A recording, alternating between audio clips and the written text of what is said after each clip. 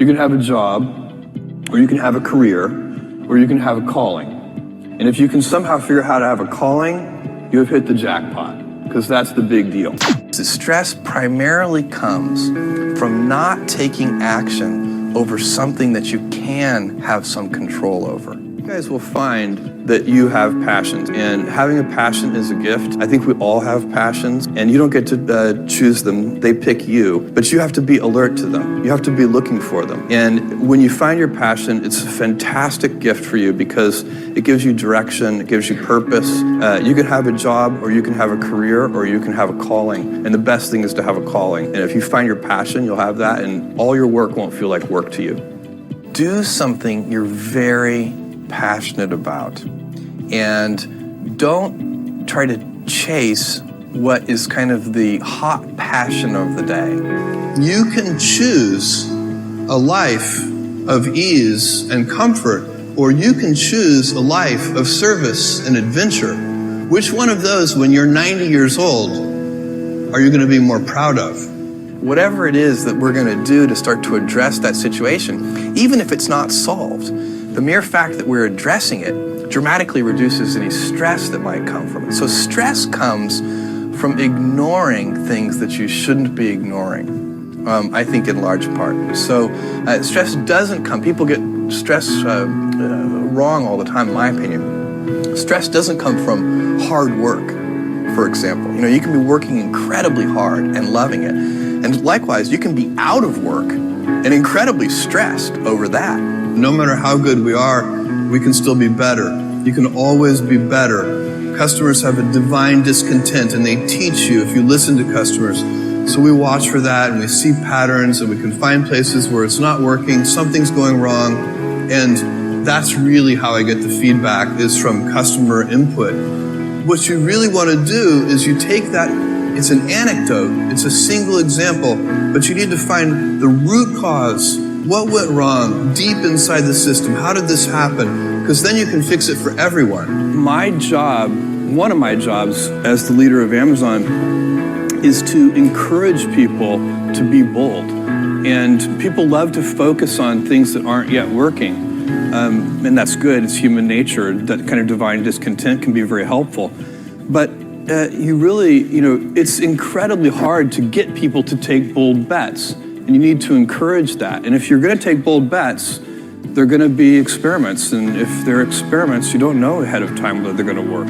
Every single important thing we've ever done, the most important things have always seemed dumb to industry experts at the beginning. So you have to get really good results. You have to defy conventional wisdom.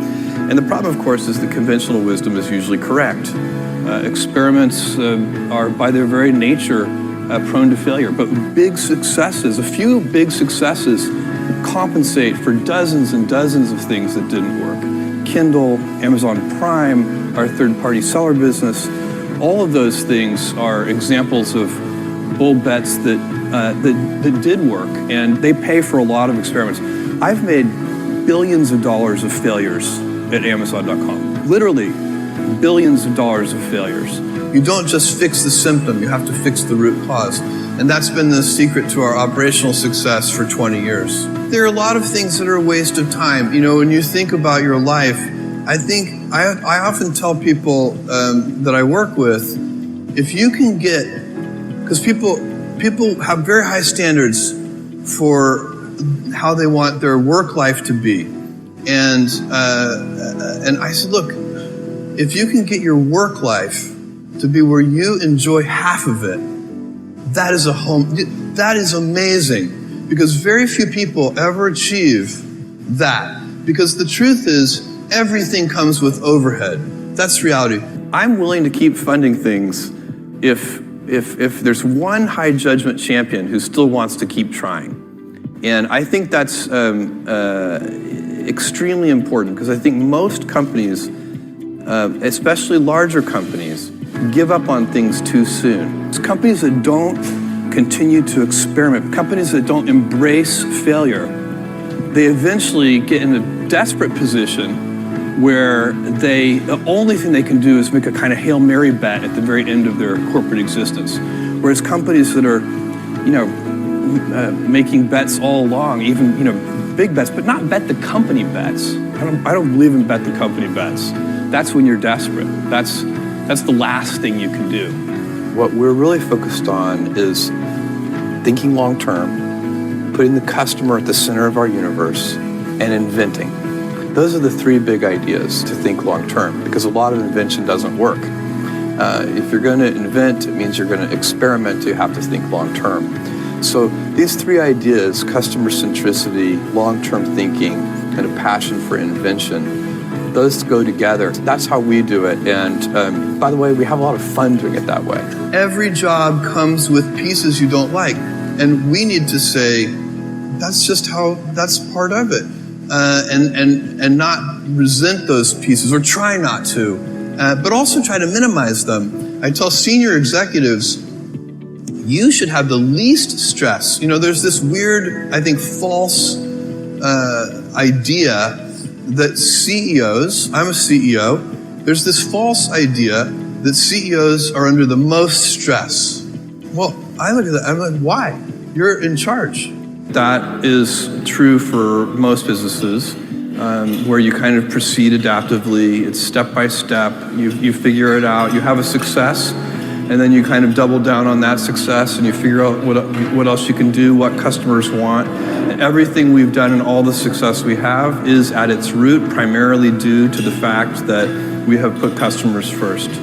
So you really need to be very clear with yourself. And I think one of the best ways to do that is this notion of projecting yourself forward to age 80, looking back on your life and trying to make sure you've minimized the number of regrets you have. That works for career decisions, it works for family decisions. It means step by step ferociously. And it's the motto for Blue Origin. Basically, you can't skip steps. You have to put one foot in front of the other. Things take time. There are no shortcuts. But you want to do those steps with passion and ferocity. You need to be nimble and robust. So you need to be able to take a punch, and you also need to be quick and innovative and doing new things at a high speed. That's the best defense against the future. And you have to always be leaning into the future. If you're leaning away from the future is going to win every time. Never, ever, ever lean away from the future.